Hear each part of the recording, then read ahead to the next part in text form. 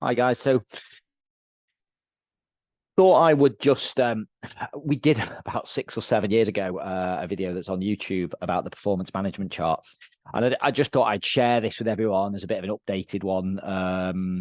I was just happened to be reviewing an athlete going to Kona this week, and I just thought his performance management chart over the last 2 years told a fantastic story. So setting the scene first of all, for those of you that don't know what the performance management chart is, the key thing is when you're doing all your sessions, you'll notice the metric TSS being accumulated, so training stress score. This is based off your threshold, and if you do 1 hour at threshold, you'll score 100 TSS.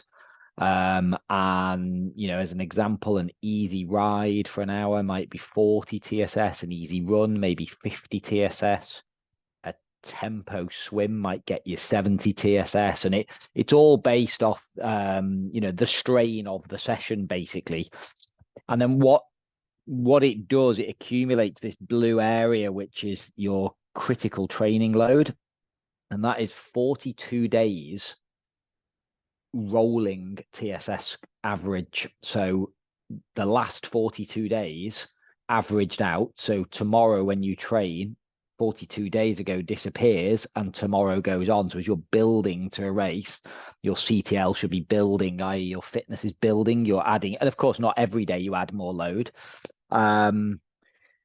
The pink fatigue score that you can see there is basically how tired you are, and the form is the one I look at. It is only the inverse of the fatigue, but the form is how hard are we digging? Are we pushing into a fatigued state, which is good because we create overload, and are we allowing times for recovery, and are we allowing good recovery to peak for a race? So and I think the performance management chart does a few things. It's a good reference for a coach as they're building and checking that the athlete is accumulating the right load. It's good for the athlete to be motivated to continue to create load, to build fitness. Oh, am I going to miss today's session? I'm not really sure you can if you're on a build.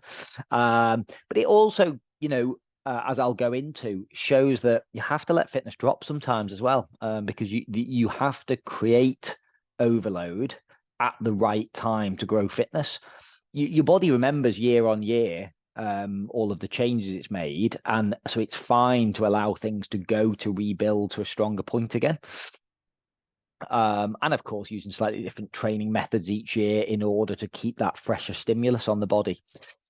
So I just thought I'd walk you through this. This is 730 days. So this is 2 years worth of one of my athletes. I'm sure he doesn't mind his name being mentioned. Chris Johnson is off to Kona next week, and he's done a fantastic job this year. So what does the story tell me? All the little red dots are all the training sessions he's done. I can hover over them and see if I want, what he did that day, and how much training stress was created. But that's not really what I use this for. What I'm really looking at is trend over time and the overload created at the right moment. So if we look back at the very start of the picture, actually his road to Kona starts here. We did a really good build when in 22, and he went. Chris is a Kiwi. He went to race Ironman New Zealand in 2022 and qualified for Kona, which was the goal to go in 2024. And he's done the build to the Ironman, and he's very rightly so taken a big chunk of time off. Arguably, certainly, arguably too long. But anyway, he's let the fitness drop to a lower level. You can see he sort of peaked with his fitness CTL at 124 going into an Ironman, which is, that's good committed training to get to averaging 124 TSS a day for 42 days. You can see at the very start as well that if you look at his form numbers, they're always down in the -20 region. If I scroll across, we want to be between -10 and -30 to be creating overload. We don't often want to go below -30. And if you're always hovering around 0, are you really straining the body enough? You can see in his time off, he's not straining the body at all. He's not putting any load on the body really, and he's enjoying a bit of life. And then 2023, I guess this is 23 runs from about here to here on the screen, and there's a bit of a build as we come in, but you obviously notice a big distinction as we then hit 24, and it looks very different. You can see just generally the overall volume of the blue area, the only overall volume of his training is greater. Why is this? Chris had his second child in 23. He also moved from down south to up north, yeah, you know, looking after two young children, busy part of his life, and he knew it. It was a plan. He qualified for Kona. He knew what 23 was going to be like, but he knew what the goal in 24 was. And he was happy to. We spoke quite a lot at the time about keeping fit, keeping at a certain level in the sport. And Chris went and raced, off the top of my head, he raced Aberfeldy in Scotland and a few other races. You can see probably these higher TSS days are probably the races 14th of May, early July. Yeah, I think that's probably Aberfeldy, 20th of August. He had a good season. He ticked over, you know, his fitness levels bobbling around 75 to 80, which I think for a lot of amateur athletes is a healthy place to stay. And he had a good year. The guy's a talented guy. However, it was all balanced around life, and that was the best he could be that year. He knew he had bigger ambitions, so you know, we were good to tick over that year.